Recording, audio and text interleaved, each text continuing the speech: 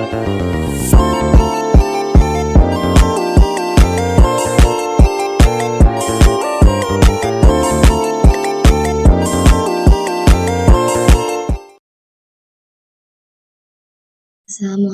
warahmatullahi wabarakatuh. Perkenalkan, nama saya Falasya Aura Farensia dengan NIM 444322003 dari kelas 4A Ilmu Perikanan Universitas Sultan Agam Tirta Yasa. Di video kali ini saya akan menjelaskan mengenai bisnis model kanvas produk si dimsum. Jadi bisnis model itu sebuah acuan dalam menjalankan kegiatan bisnis. Nah, acuan ini digunakan untuk memikirkan cara agar bisnis yang dijalankan itu mendapatkan keuntungan. Nah, dalam bisnis model kanvas itu dia terbagi menjadi 9 elemen. Untuk yang pertama, di sini ada customer segment. Jadi customer segment itu dia pelanggan potensial yang menjadi target di dalam bisnis kita. Yang pertama ini ada semua kalangan masyarakat, karena produk dimsum ini aman dikonsumsi oleh anak-anak hingga usia lansia. Selanjutnya ada masyarakat Serang dan juga sekitarnya. Selanjutnya ada dimsum lover atau pecinta dimsum, dan yang terakhir itu customer segmennya ada siswa, mahasiswa, pekerja, ibu rumah tangga, dan lain-lain. Selanjutnya di sini ada customer relationship. Customer relationship itu suatu interaksi dalam menjalin hubungan dengan pelanggan agar pelanggan itu kembali membeli produk kita. Untuk customer relationship-nya itu ada penjualan secara offline dan online.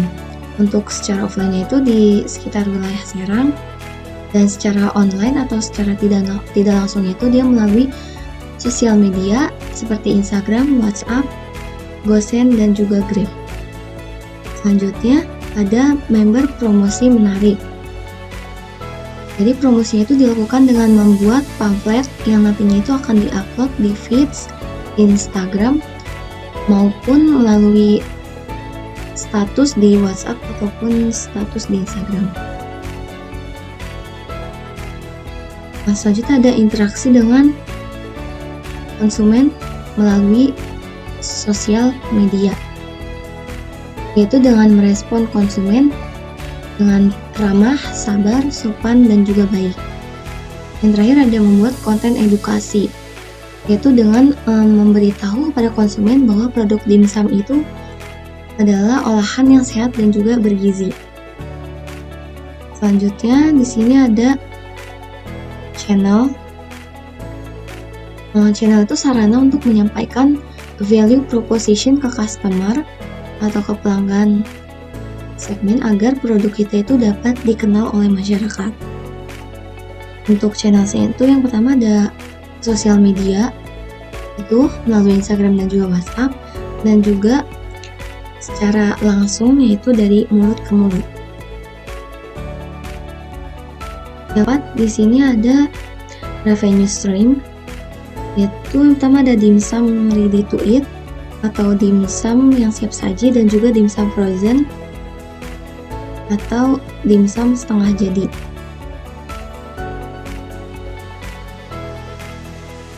Yang kelima di sini itu ada value proposition. Value proposition ini solusi atau inovasi yang kita tawarkan dan menjadi keunggulan suatu bisnis atau usaha. Pertama di sini ada higienitas. Saat pembuatan dimsum, salah satu hal yang harus diperhatikan yaitu kebersihan. Agar dimsum yang kita buat itu sehat, juga ada kualitas bahan baku. Bahan baku yang dipakai dalam pembuatan dimsum ini ada daging ayam dan juga udang segar. Selanjutnya ada bahan baku bergizi.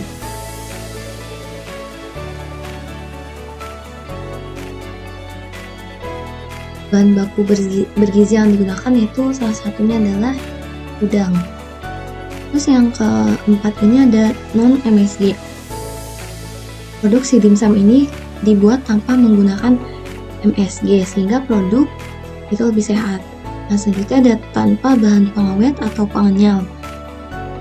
Produksi dimsum juga dibuat tanpa bahan pengawet dan penganyal, jadi dijamin lebih aman juga dan juga sehat. Terus yang terakhir ada 75% daging ayam dan juga udang segar. Jadi si dimsum ini dia itu menggunakan daging ayam dan juga udang segar sebanyak 75% dari bahan baku yang lainnya. Sehingga rasa daging dan ayam dan udang itu sangat terasa. Selanjutnya ada key activities. Key activities ini kegiatan utama dari bisnis guna mewujudkan value proposition. Dan sini ada yang pertama itu ada proses produksi. Nah, dalam proses produksi dimsum ini dia dilakukan dengan menggunakan bahan yang segar serta pembuatan yang higienis. Selanjutnya ada pembuatan dimsum. Terus sini ada pembuatan sambal. Nah, yang pastinya pembuatan sambal dan chili oil itu harus enak atau umami. Selanjutnya ada pengemasan. Pengemasan yang digunakan itu kemasan yang menarik agar konsumen itu lebih tertarik untuk membeli produk kita. Dan terakhir di sini ada marketing.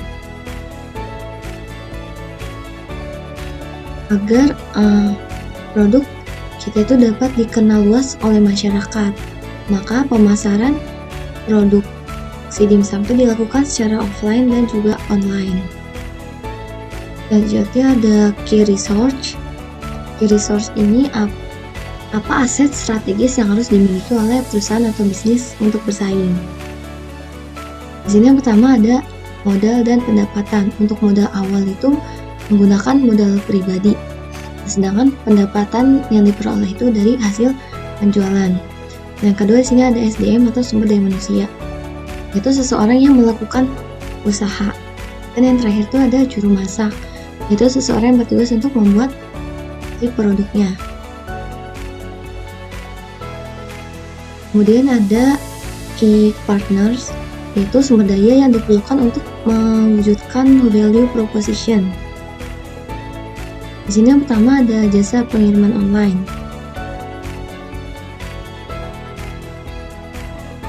Jasa pengiriman online itu karena usaha si dimsum dijual secara offline dan juga online. Maka untuk pembelian secara online itu dia akan dikenakan biaya pengiriman atau ongkos kirim yang akan ditanggung oleh pembeli saat nanti pesanannya itu datang.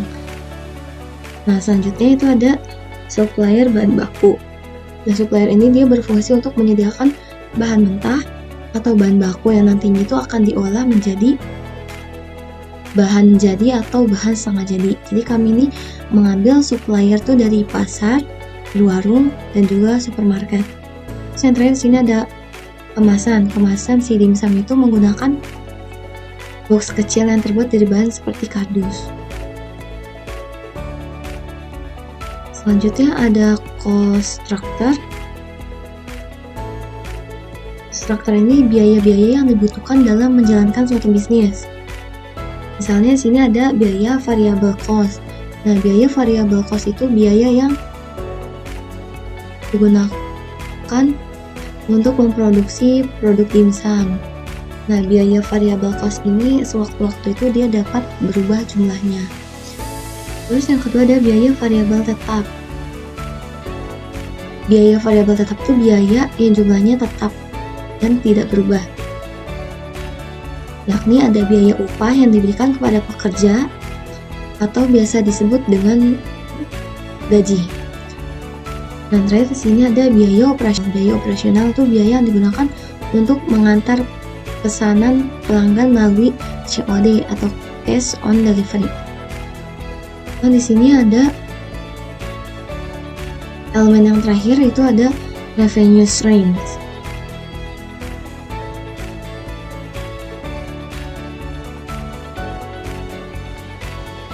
Ada dimsum ready to eat dan dimsum frozen.